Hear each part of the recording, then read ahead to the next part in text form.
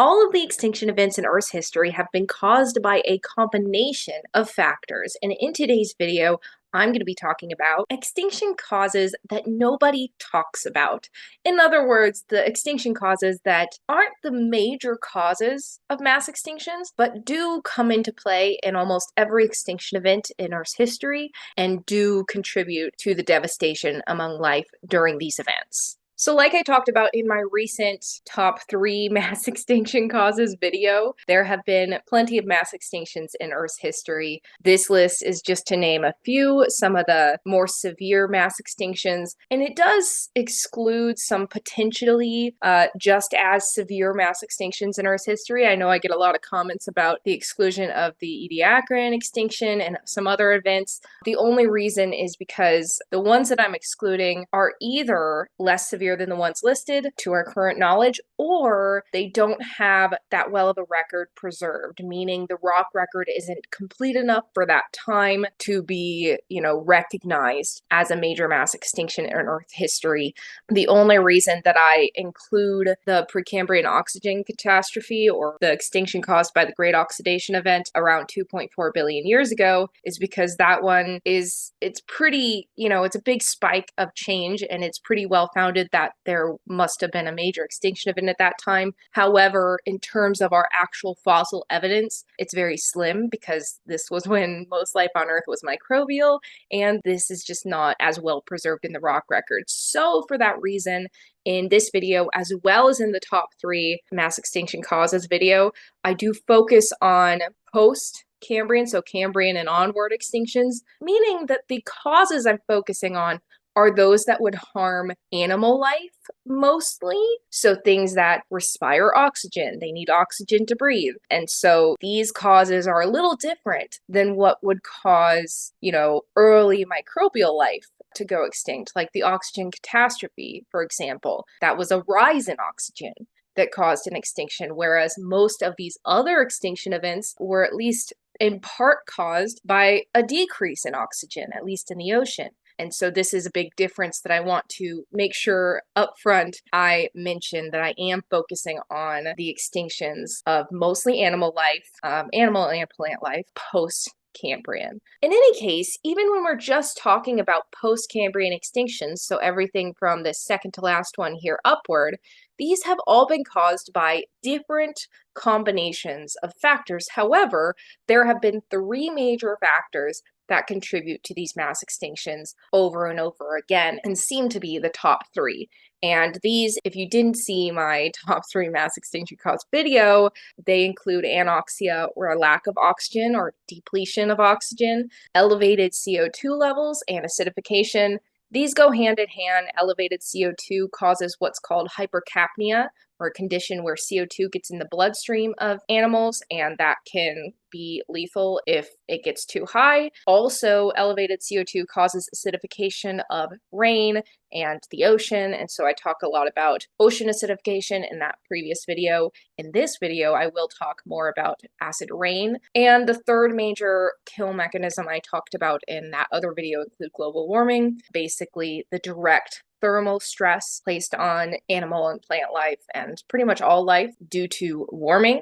And I do want to make one more clarification here, because I did also get some comments on that previous video that kind of made me realize I should clarify that warming is different than warmth, and increasing CO2 levels are different than high CO2 levels. And what I mean by this is that high levels of CO2, if it was, gradually got to that point and animals had evolved to live comfortably in those conditions, those are fine. But a rapid increase or decrease in CO2 levels, that's what's harmful.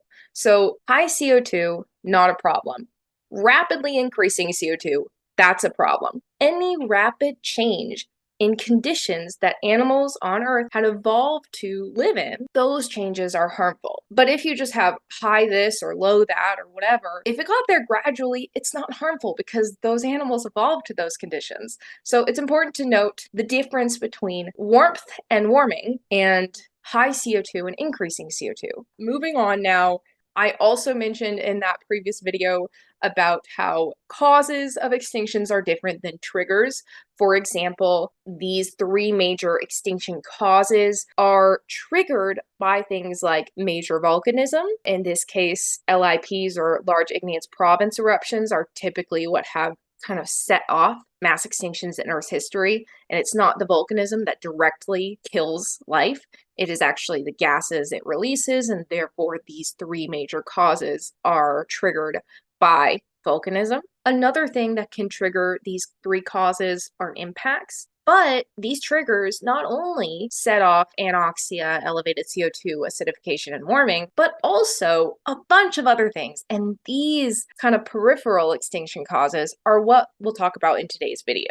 These include things like toxic substances like hydrogen sulfide gas and mercury spikes, because these are toxic to most animal life. Also, the blocking of sunlight, which can cause cooling and a lack of photosynthesis, and this can be caused by volcanic eruptions that release ash and other particles, and sunlight blocking sulfate aerosols, which I'll talk about sulfur compounds and sulfur gases in the next few slides.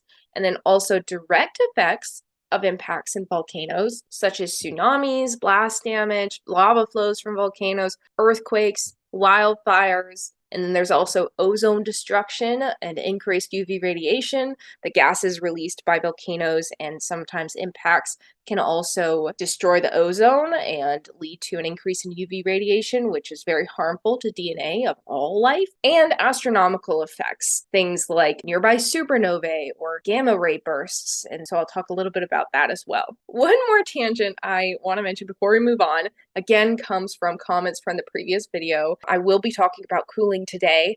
But a lot of you mentioned you were surprised that it wasn't included in the top 3 along with warming, so warming or cooling.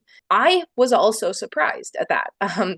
I think in the Precambrian, again, you had, the 2 snowball Earths, mainly due to the oxygenation events, and these, it's hard to tell how much damage those caused to life. I mean, it's clear they definitely did. Snowball Earth would block a lot of photosynthesis. It would really do a lot of damage to life. However, we don't have that much in the rock record to show us exactly how much damage and to what kinds of organisms, because there isn't much rock record for that time, nor is the life at that time well preserved because it didn't have hard parts. It's just microbial, all of these things. So again, yes, cooling played a big role in Precambrian, but in terms of post-Cambrian extinction events, most of them, with the exception of, I think, just the Ordovician and Carboniferous extinction events, maybe there's 1 or 2 more, but most of that list that I showed previously has been due to warming events. And I don't really know why the warming events have seemed to either be more deadly or just happen more often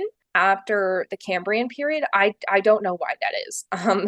But that just seems to be the way it's been since the Cambrian, and that's why warming is included in the top 3 and cooling is not. Now, with that out of the way, I will move on to talking about all of these other causes. First, I will talk about SO2, sulfur dioxide, and the way that it can cause warming and cooling. Apart from water vapor, sulfur dioxide and carbon dioxide are the most volumetrically abundant gases released from volcanism. And both are greenhouse gases, meaning that they can trap warmth on Earth and cause warming, but only CO2 causes significant warming over geologic time. Sulfur dioxide can cause short warming periods, but its main effect is actually cooling because it forms sunlight-blocking aerosols after reacting with water vapor in the atmosphere. When sulfur dioxide is injected into the stratosphere, so high enough up into the atmosphere that it can become rapidly dispersed and stay in the atmosphere for a while, it is converted to sulfate aerosols, which end up inducing cloud formation, which drives cooling because it blocks sunlight. This cooling tends to last around 2 to 3 years post-eruption, but rarely longer due to rainout. Eventually, all of the sulfate aerosols become rained out in acid rain, another cause of extinctions, and so it doesn't stay in the atmosphere that long, especially not as long as things like carbon dioxide, for example. Therefore, SO2 is likely only capable of a death by cooling type of effect if eruptions are more frequent, high volume, and sustained for several centuries at a time. Now, that's not too much to ask when it comes to large igneous province eruptions, because those in Earth's history have, in some events, lasted for millions of years at a time. So that could have been possible in some previous events. However, you have all these other gases like carbon dioxide and methane being released as well, and those would kind of tip the balances toward warming, which might be one of the reasons why mass extinctions that have been triggered by large igneous provinces tend to occur during warming rather than cooling. Unfortunately, the rock record of large igneous provinces is not sufficiently resolved to confirm whether this type of cooling effect due to sulfur aerosols has coincided with a mass extinction. However, it's not just large igneous provinces that could cause a similar death by cooling type of mass extinction. Impacts can cause very similar global effects to large igneous provinces, including cooling, warming, acidification, and ozone destruction. Dust from impacts can block sunlight, causing what's called an impact winter directly after an impact. But like large igneous provinces, in the long term, impacts typically drive warming rather than cooling. So cooling is more of a immediate effect of things like volcanism or impacts that throw up ash and dust into the atmosphere and sulfur aerosols. But over the long term, over geologic time, because sulfate rains out and ash and dust fall to the ground, carbon dioxide and other greenhouse gases are what's left over in the atmosphere, and over that long term, they cause warming. The site of the impact does play a significant role in what gases are released. The Chicxulub impact that indirectly led to the extinction of non-avian dinosaurs struck in a site that had sulfate-rich evaporites.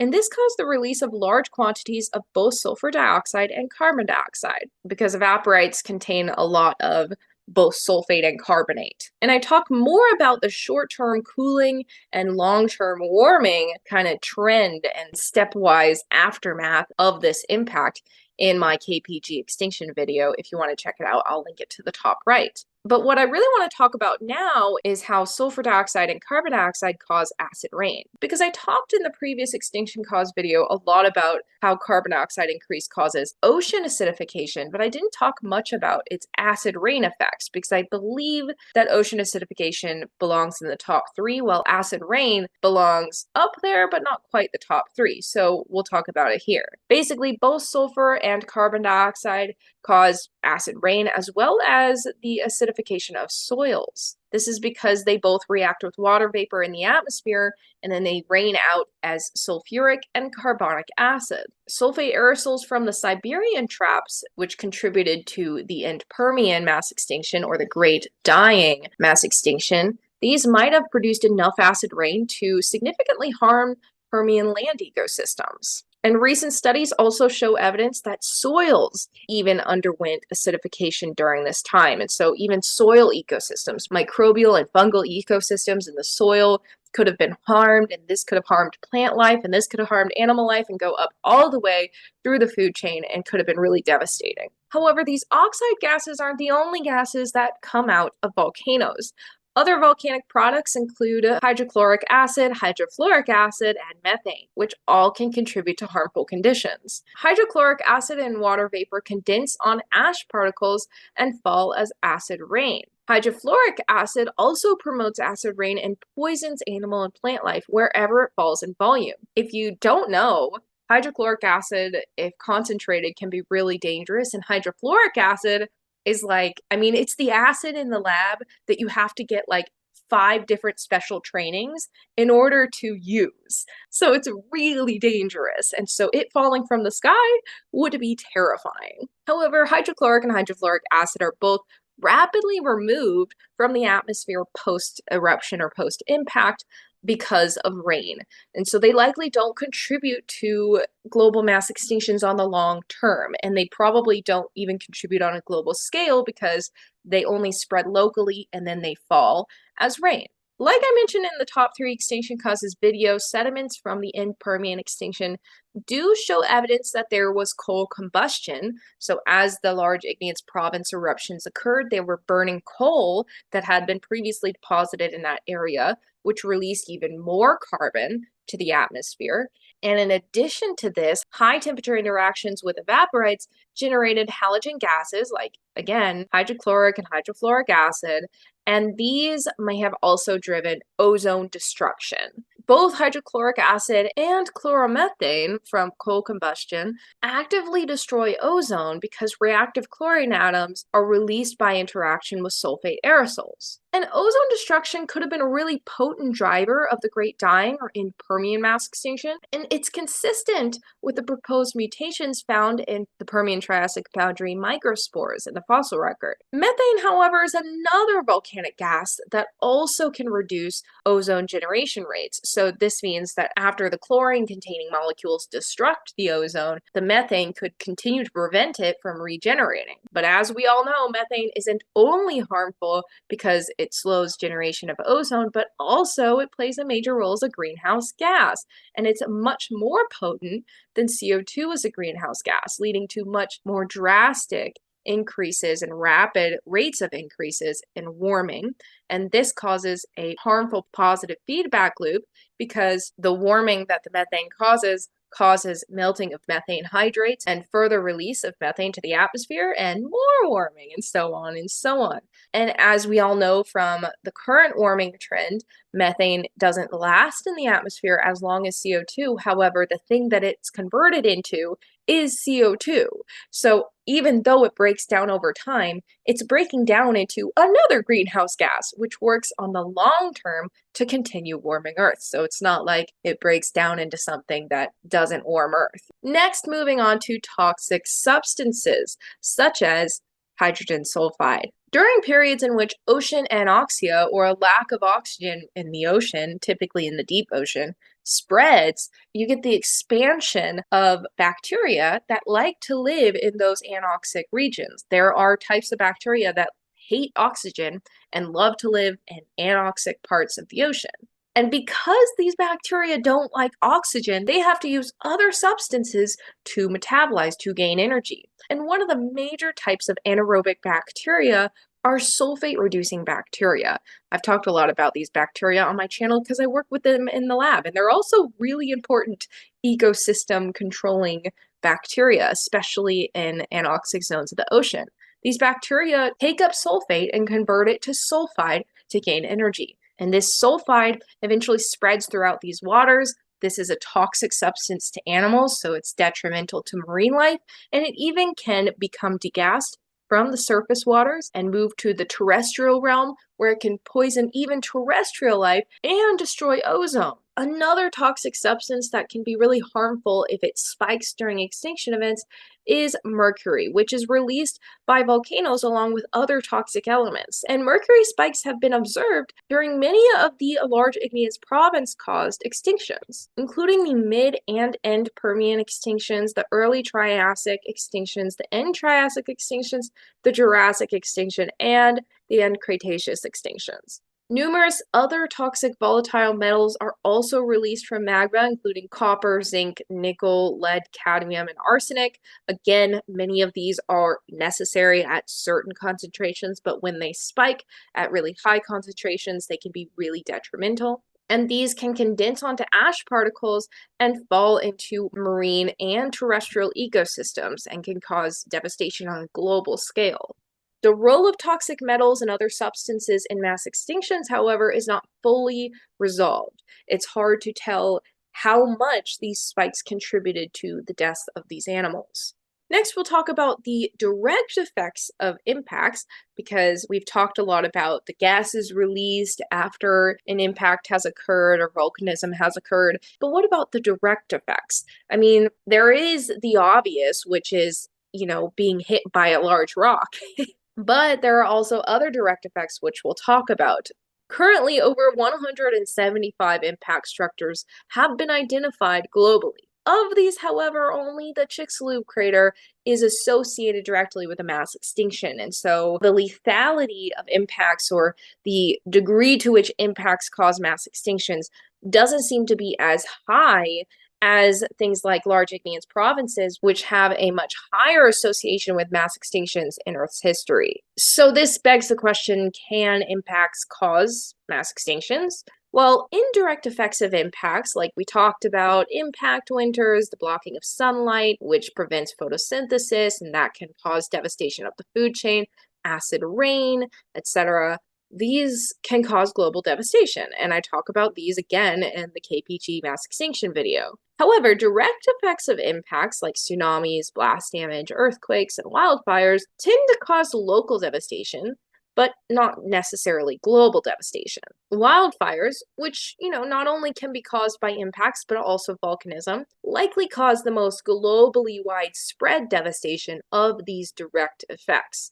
And the amount of soot in the KPG global debris layer implies that the entire terrestrial biosphere burned kind of at once within a few hours of impact, which is kind of insane. However, some studies have challenged this hypothesis, as many of the KPG sections contain non-charred organic matter, so it's still uncertain exactly the extent to which things burned and the timing and all this stuff. It's also hard to determine the relative contribution of the KPG impact compared to the Deakin Traps or the large igneous province volcanism that was also occurring at this time. Both would have released sulfur, nitrogen, and carbon compounds, which induced acid rain, ocean acidification, ozone depletion, wildfires, etc. So there's still research that needs to be done in order to nail down which of these things had the bigger effect, or if it was more of a 50-50 scenario. Next, global cooling.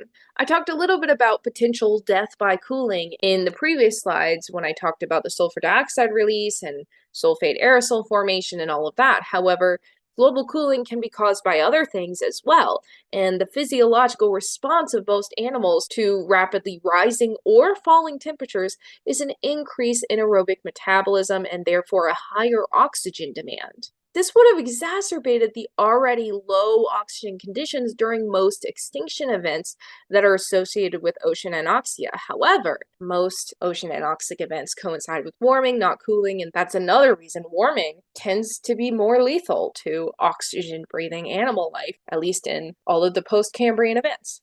Lastly, we'll talk about gamma ray bursts. So gamma ray bursts and/or supernovae can greatly alter Earth's atmosphere, and gamma ray bursts in our galaxy could do extensive damage to Earth's biosphere. This is because they would severely deplete ozone and cause intense UV radiation.